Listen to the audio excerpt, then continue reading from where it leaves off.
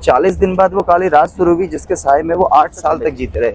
11.5-12 feet लंबा tiger गलती से मर गया था। जंगल में बता रहे थे ना भैया कि बेसिक जानकारी होती है, जंगल में उतरना नहीं है जी। और जब मैं गाड़ी रोकूं तो तब आप लोगों ने बिल्कुल नहीं बोलना है। थोड़ा सा कुछ चीज़ों को ऑब्जर्व करने की कोशिश करूंगा, तभी मैं आपको एक बड़े प्रेडिटर तक ले जा पाऊंगा। तो बेसिक जानकारी आपको जहाँ जहाँ पे जरूरत पड़ेगी वो मैं देता रहूंगा। सबसे बात कर लेते हैं पहले एंट्री गेट की और कॉर्बेट के जोन्स की। कॉर्बेट के अलग अलग यहाँ पे 6 जोन है, 2 जोन इसके 100 किलोमीटर दूर है, तो टोटल 8 जोन पड़ते हैं। हर गेट से दूसरा गेट का दूरी 70, 60, 35 या 40 किलोमीटर है। तो जितने जोन है सबके एक एक गेट है। बट ये जो जोन है झिरना जोन, इसमें जाने में आप 2 जोनों को कवर करते हैं। उसका गेट पड़ता है ढेला। ढेला जोन, अभी हम ढेला जोन में चल रहे हैं। ये मेटल रोड आपको इसलिए दिख रही है, ये कभी एक विलेज था ढेला। सबसे लास्ट में ढेला जोन को ही रिलोकेट किया था। जितने ये कॉर्बेट के जोन है ना, ये सारे विलेज थे पहले। जब टाइगर संरक्षण की बात चली तो इनके पास घना जंगल था, नेचुरल पानी था, नहीं था तो ग्रासलैंड। तो इन्होंने क्या किया, उन विलेजेस को धीरे धीरे रिलोकेट किया और उनके खेतों को ग्रासलैंड बनाया। ओके। सबसे पहले डिकाला वाला विलेज को रिलोकेट किया था और सबसे लास्ट में ढेला। तो ढेला गांव को तो रिलोकेट कर दिया, बट गवर्नमेंट ने रोड को तोड़ा नहीं। अभी रोड है बट रोड का कमर्शियल यूज नहीं है। ठीक है। और ये रोड अगर टूटेगा तो गवर्नमेंट इसे बनाएगी नहीं। कहने का मतलब है प्रॉपर तरीके से आप जंगल के अंदर एंटर कर चुके हैं। सडनली आप आगे भी नजर रखिए, कोई भी एनिमल क्रॉस करते हुए दिख सकता है आपको। और जंगल काफी ज्यादा थिक है, तो बगल में ही बैठा होगा तो आपको पता नहीं चलेगा। थोड़ा अगल बगल भी ध्यान देते हुए। तो जो गाड़ी झिरना जाती है वो ढेला जोन कॉम्प्लीमेंट्री घूमते हुए जाती है 25% समझिए। तो अच्छा हुआ। हाँ, और जो ढेला जाएगा वो झिरना नहीं जाएगा। तो हमारे लिए ये वाला पार्ट जिसमें मेटल रोड है, ये प्लस पॉइंट है। इसके बाद हमारा जोन अलग शुरू होगा। ठीक है भैया जी। इस पार्क को आप विजिट कर रहे हैं ना भैया, थोड़ा सा इसका बारे में बता दें। एक तो ये एशिया का, इंडिया का पहला नेशनल पार्क है 1936 जी। और इंडिया का पहला टाइगर रिजर्व है 1973। तो ये शुरू किया था अवेयरनेस के लिए। मेन क्या है ना, यहाँ पे जो गवर्नमेंट ने टूरिज्म है वो 2nd नंबर पे रखा है और 1st नंबर पे रखा है कंजर्व करना। समझ रहे हैं ना, क्योंकि हमारा पहला है 1936। हाँ, पहला नेशनल पार्क 1973, पहला टाइगर रिजर्व। आज इंडिया में 100+ नेशनल पार्क हैं, 53 टाइगर रिजर्व है। तो उसका वैल्यू अलग लेवल का भैया। यहाँ पे रणथंभ मोर की तरह नहीं कि गाड़ियों में आपका वॉकी टॉकी वगैरह या टाइगर के गले में कॉलर डिवाइस, ऐसा कुछ नहीं है। ये सब नेचुरल है, सारा नेचुरल है। इतना तक नेचुरल है कि कई सालों से लाखों करोड़ों रुपए की जो लकड़ी गिर जाती है ना, गवर्नमेंट उसे तक नहीं उठाती है। क्योंकि जो जंगल आज आप देखने आ रहे हो, यही बच्चा आपका 20-25 साल बाद भी यही जंगल देखने आए। ये तभी होगा जब आप जंगल को जंगल के हालात पे छोड़ोगे जी। क्योंकि नेचर का गिरा हुआ पेड़ भी ना फूड चेन का काम करता है। इसके बारे में बताता हूँ, इधर कहीं दिखेगा। ये है, देखो, ये देख रहे हैं जो मिट्टी का घर सा, ये टर्माइट हिल्स है। ये मेरी इसी बात से रिलेटेड है जो मैंने बताया था आपको कि गिरा हुआ लकड़ी नहीं उठाते हैं। होता क्या है, जो गिरा हुआ लकड़ी, टर्माइट क्या करता है, नेचर की, इसमें प्रोटीन होता है, ये नेचर की फूड चेन को हेल्प करता है। और टर्माइट खुद कैसे डेवलप होता है, दैट ट्रीज को डिकम्पोज करके। अगर फॉरेस्ट वाले गिरा हुआ पेड़ उठा लेंगे तो टर्माइट क्या डिकम्पोज करेगा ना। टर्माइट ने दैट ट्रीज को डिकम्पोज किया, टर्माइट हिल्स बना, टर्माइट्स को बर्ड्स, बर्ड्स को स्नेक, स्नेक को ईगल। इस तरीके से फूड चेन मेंटेन करता है। हमारे घर में दीमक लग जाती है तो नुकसान देती है, बट जिस जंगल में जितना ज्यादा होता है वो उतना हेल्दी फॉरेस्ट का साइन होता है। ओके, सही। ऊपर पैराकिट जा रही है, ग्रीन कलर की बर्ड थी ना। अगल बगल आपको कड़ी पत्ते के भी काफी ज्यादा पेड़ दिख रहे हैं। हाँ, बहुत ज्यादा। हाँ, कड़ी पत्ता बहुत है। जंगल काफी डेंस है। देखते हैं क्या मिलता है आज।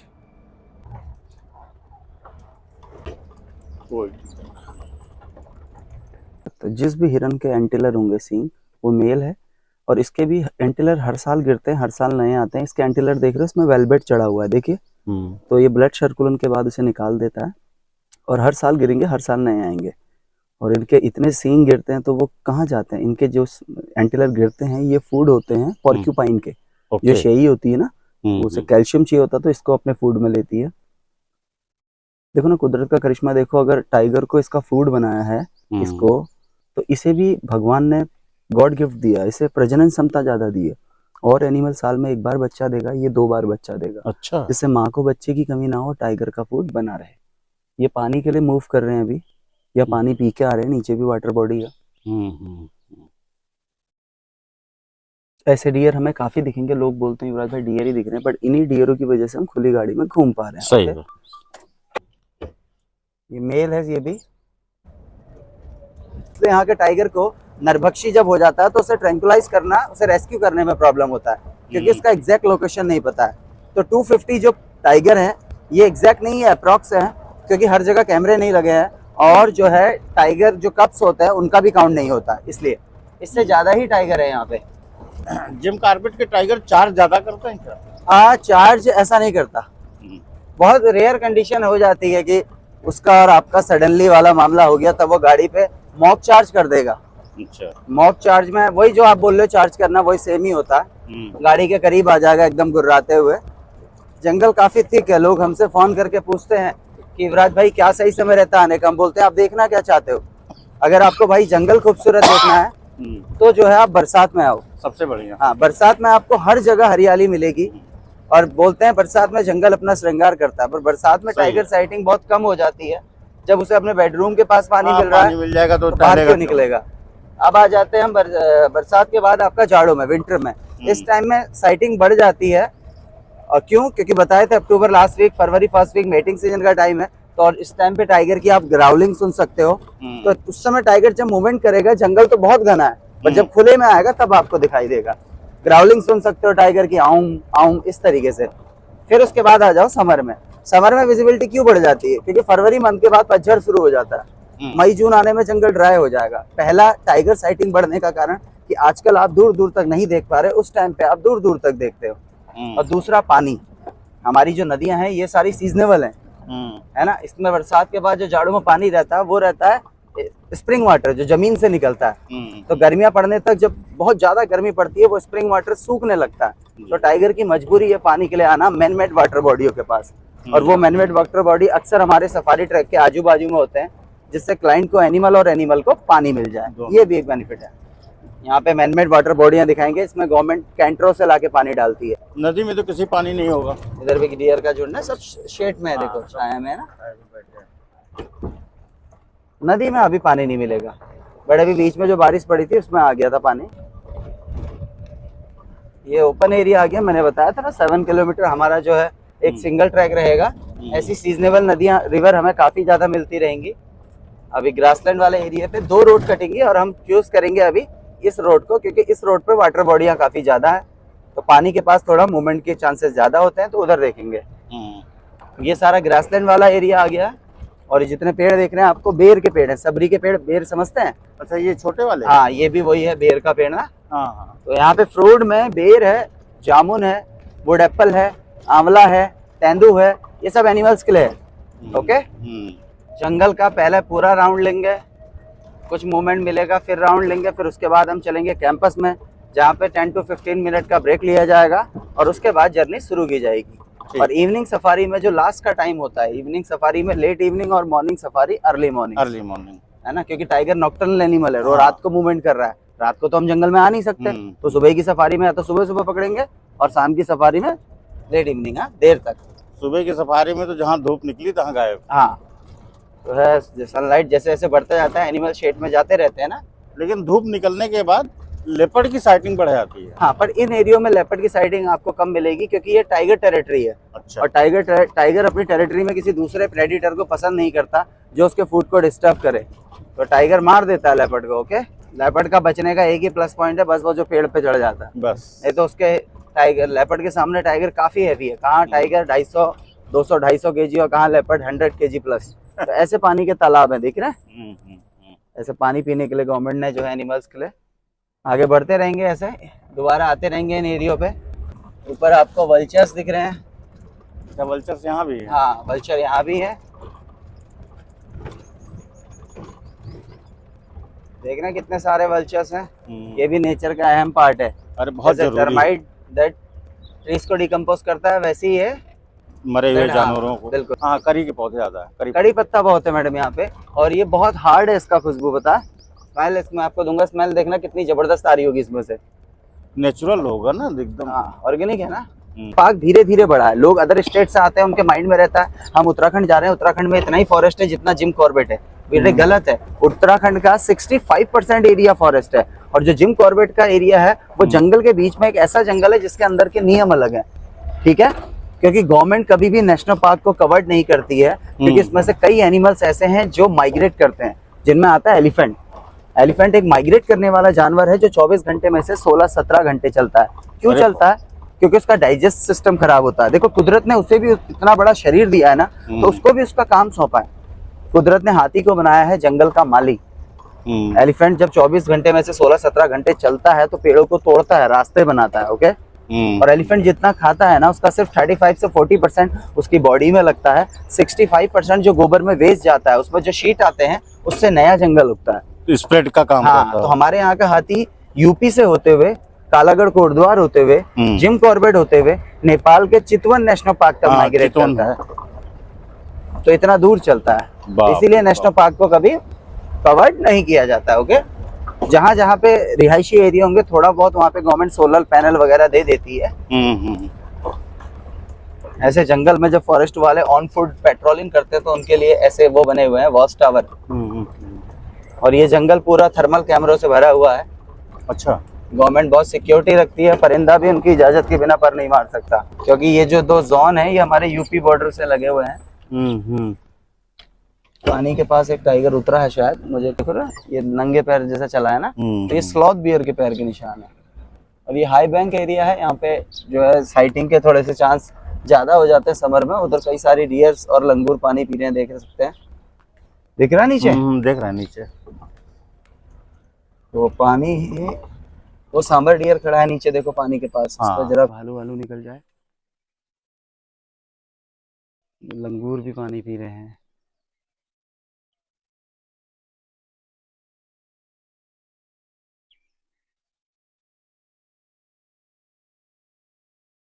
अगर वहां से सोच शुरू करता है तो वो बहुत चला गया, उसे इतना तक पता है कि गाड़ियां कब आती हैं कब जाती हैं, है ना। और पानी में अब ऐसी बात कर रहे हैं, हमने पानी में ऐसी चीज होते हुए देखी कि एक तरफ टाइगर और एक तरफ एलिफेंट और एक तरफ डियर पानी पी रहे हैं एक ही साथ, एक ही पानी में। हाँ, तो ये पानी ऐसा चीज है गर्मियों में इनके लिए कि मौत से भी कॉम्प्रोमाइज करते हैं। एक मिनट स्लो मूवमेंट। ये वुड एप्पल के पेड़ लगे हुए हैं, वुड एप्पल। हाँ, इसका बीड़ी बनाई जाती है इसके पत्तों की। और जो ये वाला पेड़ है इस तरफ वाला, ये है अकेशिया कैटेचू, जिसका कत्था बनाया जाता है। अच्छा, काफी महंगा पेड़ होता है पान में लगाने वाला। पर यहाँ से कुछ ले जाना अलाउड नहीं है, ना यहाँ पे कुछ लगा सकते हो ना ले जा सकते हो, जो जैसा है वो वैसी रहेगा। प्रकृति को जो करना हो वो करे। जी जी जी, आवाज हमारे कान से नहीं बच सकती, आप बिल्कुल निश्चिंत रहिए, है ना। जहाँ पे मुझे लगेगा कि ये आवाज टाइगर दिखाने वाली है तो मैं खुद ब्रेक मार दूंगा। इस पेड़ को बोलते हैं सिंदूर का पेड़ भी। अच्छा, तो इसमें जो रेड कलर का दिख रहा है ना, इसमें पाउडर जैसा लगता है। तो हमारी पुरानी टाइम की लेडीज जो ओरिजिनल सिंदूर लगता था वो इसी का बनता था। मतलब महिलाओं के सिंदूर और पुरुषों के चंदन लगाने का साइंटिफिक रीजन था, मस्तिष्क ठंडा रहता था, ओके। पेड़ काफी ठंडा होता है, इसकी तासीर, इसलिए हाथी खाता है गर्मियों में।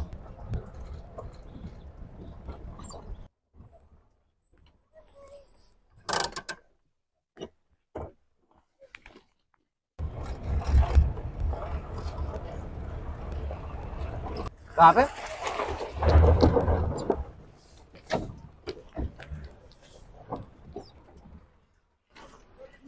अब ऊपर ऊपर होगा, फिर ऊपर, इसमें नहीं है, ऊपर है। हाँ, इसमें तो मैं था।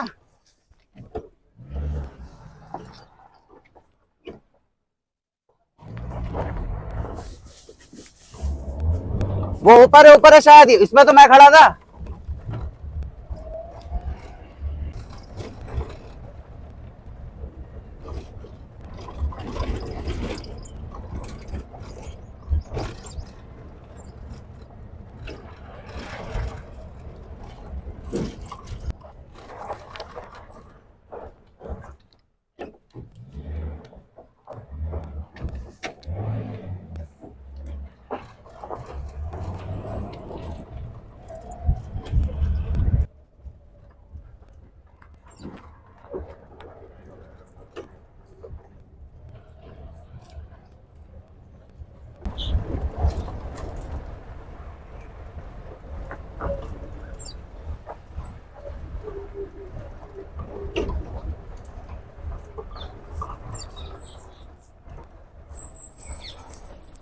छोटे छोटे एकदम नजदीक से।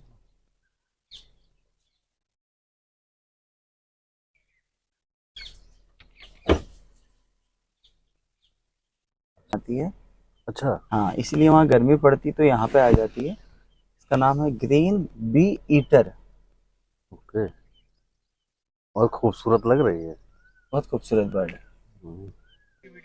अच्छा अच्छा चलो बढ़िया। तो कॉल हो रही थी, वहाँ किसी ने कूक मार दी, पता नहीं किसने कूक मारी बीच वाले ने।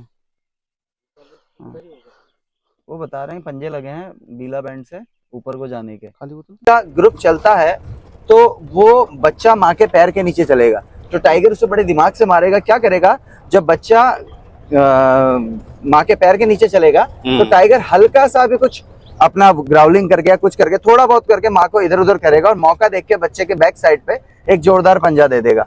फिर उसके बाद टाइगर पीछे पीछे लगा रहेगा, बच्चे का ब्लड गिरने लगेगा, बच्चा चलता रहेगा, वो दल पड़ता रहेगा। लास्ट मोमेंट तक भी माँ उसे धक्का दे दे के कोशिश करती है कि और चले। जब फाइनली हो गया ना, बच्चा ग्रुप को फॉलो नहीं कर पाएगा तो मजबूरी में माँ को और ग्रुप को ना बच्चे को छोड़ के आगे बढ़ना पड़ता है। तब जंगल का नियम लगता है सर्वाइवल ऑफ द फिटेस्ट, है ना।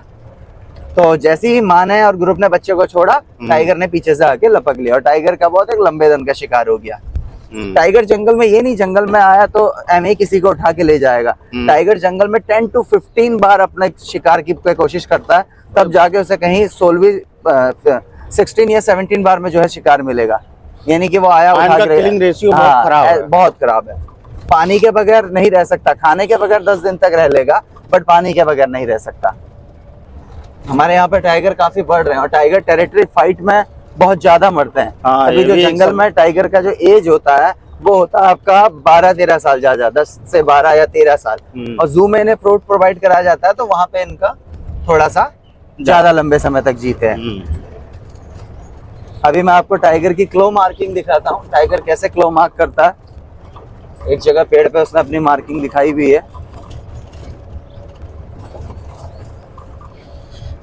ऐसे संख्या बढ़ेगी, टेरिटरी फाइटिंग बहुत बढ़ जाएगी। टेरिटरी फाइटिंग बढ़ रही है और टेरिटरी फाइट के बाद भी यहाँ पे जैसे लास्ट ईयर यहाँ पे एक टाइगर नरभक्षी हो गया था जिसने 8 से 10 लोगों को मार रहा था, पता है। अच्छा, गर्जिया मंदिर आपने सुना, गर्जिया मंदिर उससे आगे हुआ था। मेन रोड कुछ लड़के आ रहे थे रानी खेत से बाइक में, उसे तो एक को तो बाइक से ही उठा के ले गया, एक फॉरेस्ट वाला मारा, एक को घायल किया, फिर एक पागल आदमी, फिर एक जंगल में कुछ लड़के ड्रिंक कर रहे थे उसे मारा। उसी एरिया की बात है। तो यहाँ पे कुछ कारण है, मैं बताता हूँ क्यों टाइगर नरभक्षी होता है, क्या कारण है यहाँ पे।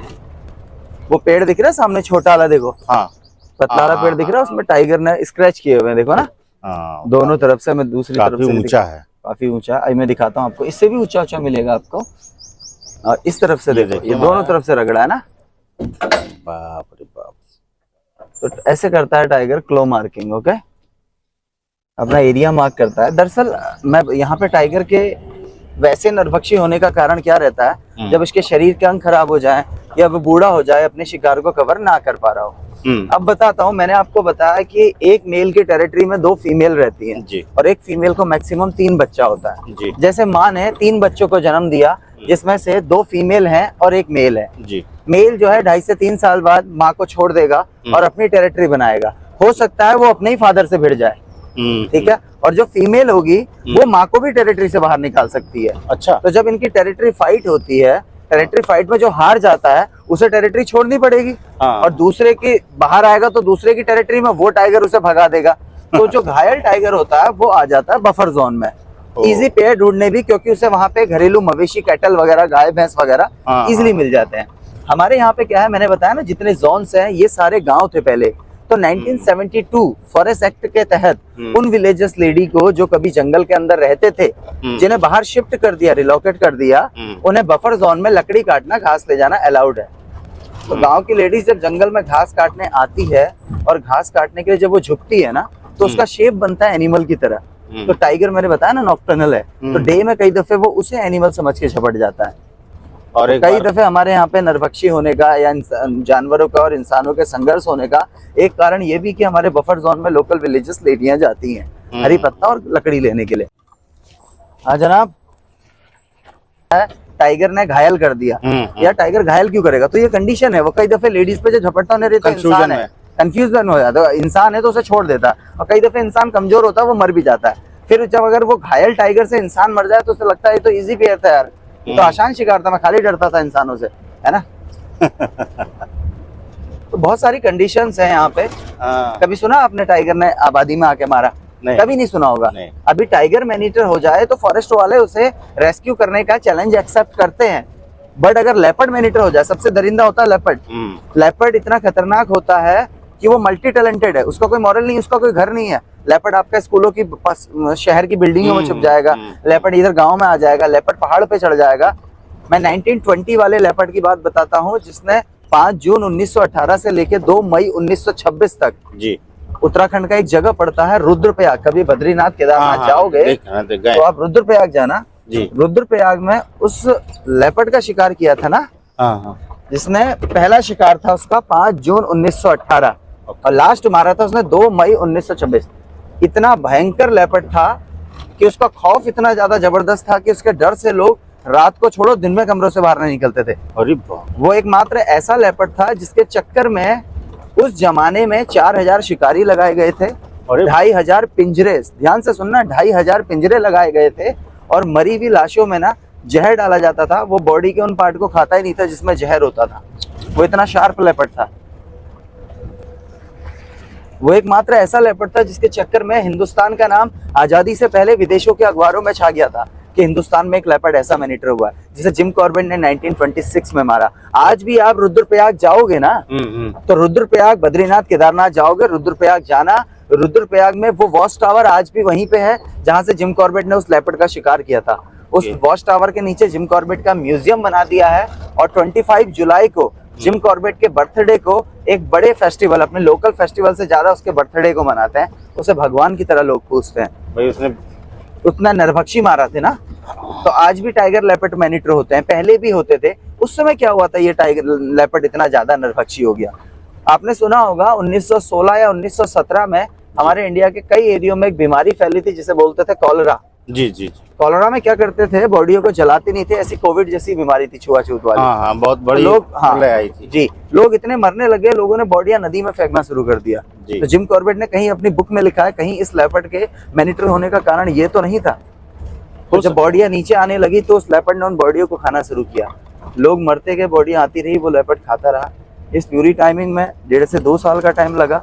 जब ऊपर गांव में बीमारी खत्म हो गई, गांव वाले खुश हो गए, बट 40 दिन बाद वो काली रात शुरू हुई जिसके साए में वो 8 साल तक जीते रहे। 8 साल एक लंबा पीरियड होता है। ओके, तो जिम कॉर्बेट ने लेपर्ड का शिकार किया था। लेपर्ड भी मारे थे उन्होंने, टाइगर मारा था 1909 वाला, 1909 में उस टाइगर का शिकार किया था, टाइग्रेस का, जिसका इंसानों को खाने में वर्ल्ड रिकॉर्ड है। अच्छा। उत्तराखंड का एक जगह पड़ता है डिस्ट्रिक्ट, नेपाल बॉर्डर पे, चंपावत। हाँ, तो वहां उस टाइग्रेस को मारा था ना, इसका इंसानों को खाने में वर्ल्ड रिकॉर्ड है। उस टाइग्रेस ने, जो सरकारी डाटा बोलता है, वो खाए थे 550, और जो लोकल विलेजेस बोलते हैं कि ये टाइग्रेस पहले नेपाल में मैनीटर हुई थी, नेपाल आर्मी की मदद से इसे इंडिया में खदेड़ दिया गया। इंडिया और नेपाल दोनों देशों में मिलकर इसने कम से कम 1000 से 1200 लोग मारे थे। और ये लिखित है जिम कॉर्बेट की बुक में। बहुत अच्छे राइटर भी थे। आजादी के बाद यहाँ से चले गए क्योंकि उनकी बंदूक बहुत रेयर थी।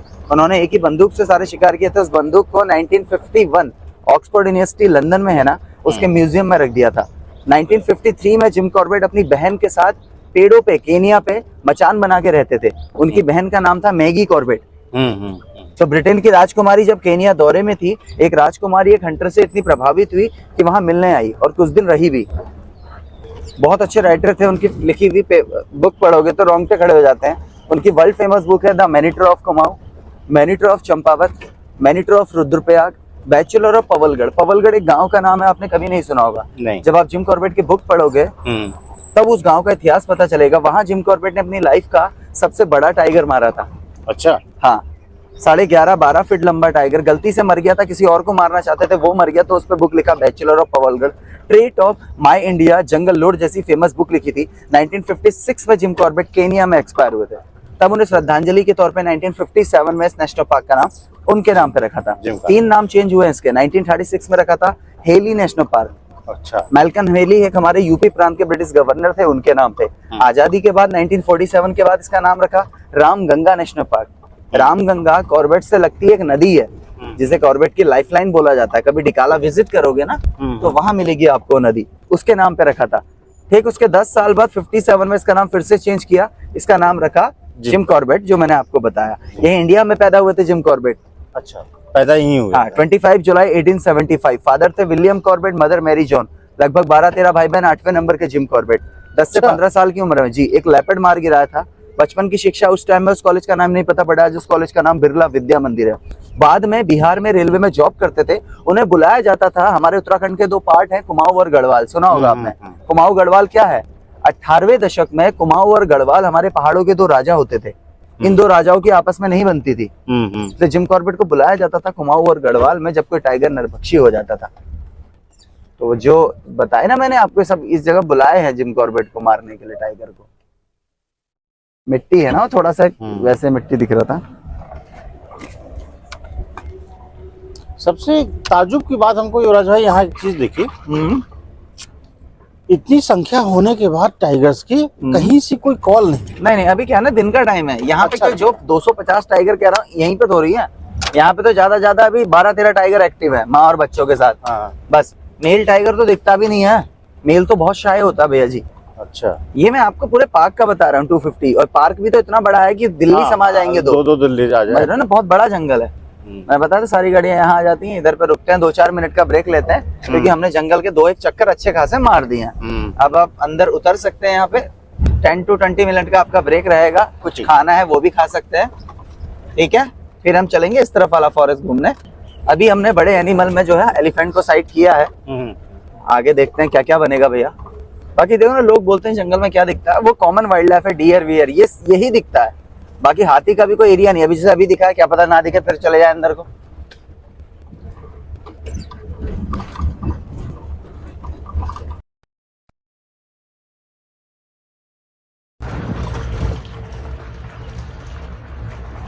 अभी तक हमने ये एरिया घूमे थे, अब थोड़ा कोशिश करेंगे बीच वाली रोड से चक्कर लेके जो है पीछे वाली रोड पे जाएंगे। इधर वाली रोड जाने से फायदा रहेगा कि पानी की वाटर बॉडी को कुछ मूवमेंट होगा तो उस पर एक नजर चली जाएगी, ठीक है। हो सकता है कि अपना गाड़ियां वहां देख रही हो, तो जंगल में क्या ना, गाड़ी चलते रहनी है, धीरे चलाओ, चलते रहो, कोई मूवमेंट या तो मेरा घूम के देखो या एक जगह बैठ जाओ। अभी मैं एक जगह पे रोक दूंगा तो आपका पेशेंस टूटने लगेगा, नहीं है ना। हम जंगल घूमना है, चलते ये जंगल बड़ा है, वास्तव में यहाँ पर दीमक बहुत है। टर्माइट हिल्स, लेकिन हमारे घर में अगर दीमक लगती है, हमारे घर को नुकसान देती है, बट जिस जंगल में जितना ज्यादा है ना, वो उतना हेल्दी फॉरेस्ट का साइन है। डियर है, कुछ लग रहा था डाउट, लग मुझे भी रहा था, तो दोनों के डाउट को क्लियर करते हैं पहले। लेकिन लगा मुझे नहीं दिख रहा है। ये सबसे ज्यादा इसलिए दिख रहा है क्योंकि इसका बिहेवियर है बड़े बड़े हर्ट्स में रहना, और सांबर है फैमिलियर एनिमल, इजिली इतना ज्यादा नहीं दिखेगा। स्पॉटेड सबसे ज्यादा दिखेगा, और बाकी दिखता है बार्किंग, वो तो सॉलिटरी है।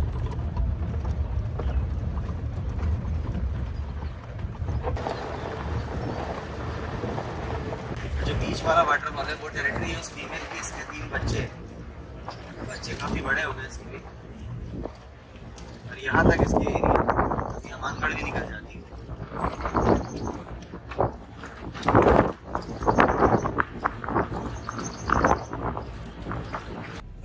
आगे बढ़ेंगे।